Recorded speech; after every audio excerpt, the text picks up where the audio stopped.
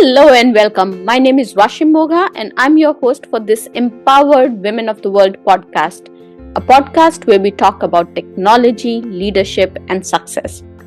As we kickstart the new year, while everyone is making a to-do list, I'm actually making a not to-do list. And that's because things that you say no to play a bigger role in your success than the things you say yes to. Having this not to-do list sets the right tone for a successful and fulfilling new year. Today, I'm sharing my top 7 list, things that I would absolutely avoid doing on daily basis in this new year. Let's dive right in. First is, I'm not going to graze on low value tasks. Now, according to Parkinson's law, work expands to fill time. So if you allow more time for a task than necessary, it's prone to take longer.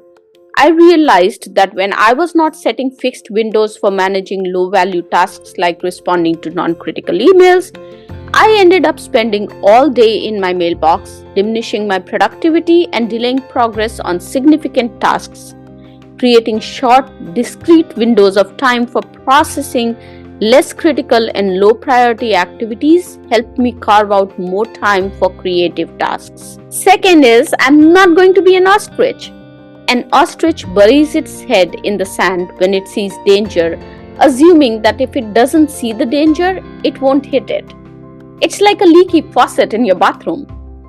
It's not going to fix by itself. By avoiding it, you're going to make the problem worse because not only will you end up wasting more water, but the situation might get worse and you might end up spending more money and time fixing it if you don't address it right away. Avoiding problems does not make them disappear.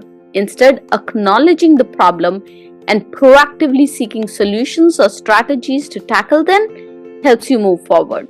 So I focus on understanding the problem and finding ways to resolve it rather than avoiding it.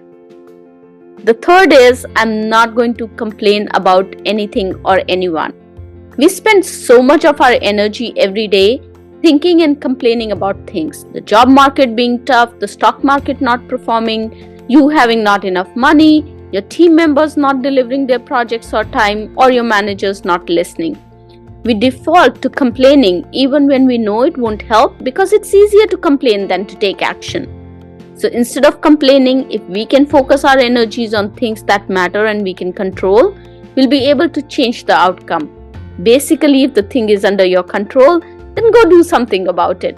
But if the thing or the situation is not in your control, let it go because it's just a waste of time and energy to complain about it. Fourth is, I'm not going to be saying yes when I should be saying no.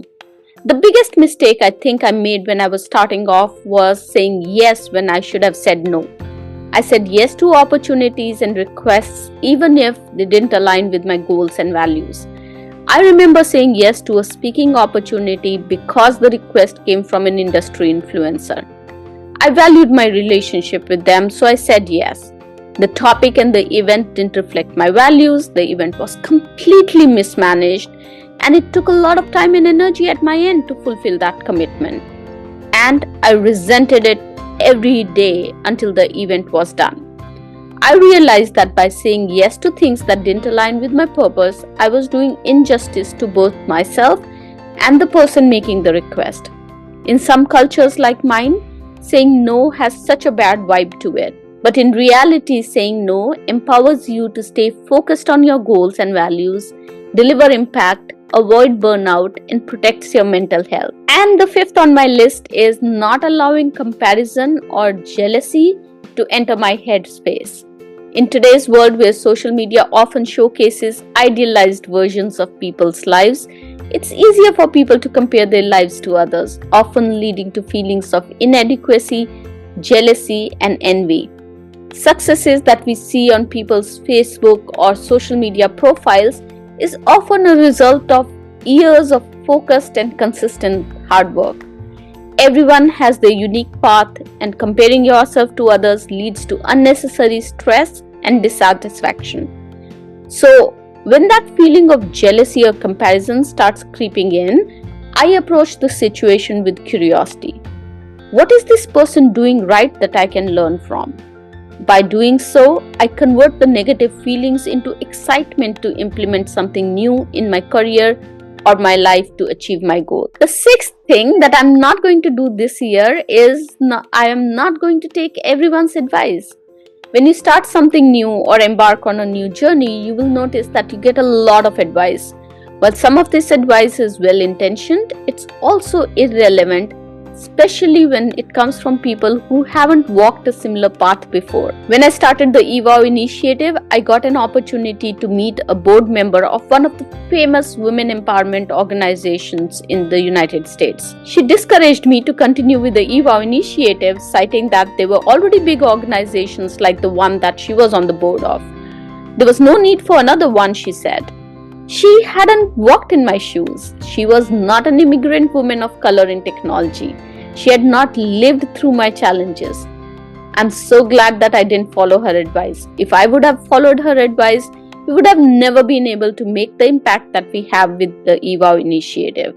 So before you start acting on someone's advice, pause and filter the advice and see if it's worth implementing. And the seventh thing that I'm not going to do this year, and this might be personal to me, but I'm not going to allow more than 1 hour of inactivity in my day. It's not good for your mental health, physical health, or emotional health. I added this one to my list because I get so engrossed in what I'm working on that I forget to move. I realize that my body needs more movement, my mind needs time to recharge, and my emotions need a reset. So now I have an alarm set up on my fitness tracker. Every 1 hour, the alarm prompts me to move, to run down the stairs to get a glass of water or tea, to stretch, or to do a quick breathing exercise. Basically, some movement for the rush of energy. So that was my not to do list for this year. I would love to hear from you. Which of these excite you the most for making this year the best year of your life yet? And today's resource for you, my dear audience, is the link to the 6-week Career Accelerator workshop that I am conducting to help you fast track your leadership career. This is a research-based 6-week program, and we have seen great results with the few pilots that we have run. Seats are limited, so make sure that you register today. The link is in the show notes. As always, thank you so much for joining me today, and thank you for loving, liking, supporting, and sharing the podcast. Remember, sharing is caring. I look forward to seeing you again in our next podcast. Till then, keep empowering the world.